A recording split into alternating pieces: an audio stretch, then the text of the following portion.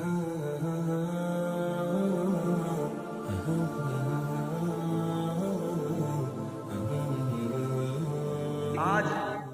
ہمارے گھروں کا ماحول پرسکون نہیں رہا. اس کی وجہ کیا ہے؟ اس کی وجہ یہی ہے کہ ہم اسلامی تعلیمات سے دور ہو چکے ہیں. اچھا، ہم تو اسلامی تعلیمات سے دور ہوئے ہم نے اپنے بچوں کو بھی اسلامی تعلیمات سے دور کر دیا کہ یار دین نہیں سکھانا، دین سکھائے گا تو کیا کرے گا؟ مولوی بن جائے گا، کمائے گا کہاں سے؟ آپ دیکھیے الحمدللہ، ایک بات میں آپ کو بتاؤں، آپ نے سنا ہوگا فلاں ڈاکٹر نے خودکشی کر لی، فلاں انجینئر نے خودکشی کر لی، بڑا قابل ترین شخص تھا، پڑھا لکھا تھا، لیکن گھر سے یا کسی بھی وجہ سے پریشان آنے کے باوجود پریشانی کے سبب اس شخص نے جو ہے وہ خودکشی کر لی ہے.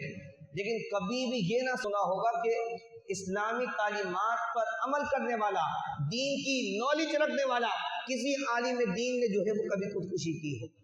کبھی تنگی کے سبب، بھوک کے سبب، کھانے پینے کے سبب، کسی اور پریشانی کے سبب کبھی نہیں سنا ہوگا کہ کسی عالم دین نے جو ہے وہ خودکشی کی.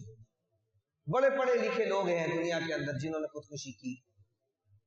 تو اسی طرح آپ دیکھیں کہ جب 2020 میں لاک ڈاؤن ہوا کرونا وائرس کی وجہ سے، تو سب سے زیادہ جو لوگوں کی خدمت میں پیش تھے وہ اسلامی تعلیمات پر عمل کرنے والے لوگ، دیندار لوگ، جو لوگوں کو راشن پہنچا رہے تھے، جو لوگوں کی مدد کر رہے تھے.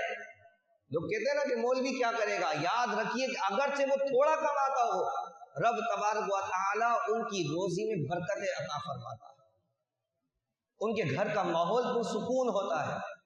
آپ دیکھیں محلے کی مسجد ہوتی ہے، مسجد امام کی لوگ قدر کرتے ہیں، عزت کرتے ہیں. اس کی وجہ کیا ہے؟ لوگ کہتے ہیں یار یہ نمازی ہے، یہ نماز پڑھتا ہے، اس کے گھر کا ماحول اچھا ہے، قرآن کی تلاوت ہوتی ہے. لوگ اگر کوئی بیمار ہو جائے تو دعا کے لیے امام صاحب کے پاس آتے ہیں کہ آپ دعا کر دیجئے. اس کی وجہ کیا؟ کوئی رشتہ داری نہیں ہے.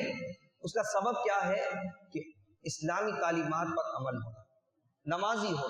تو ہمیں چاہیے کہ ہم اپنے گھر کے ماحول کو اچھا کریں.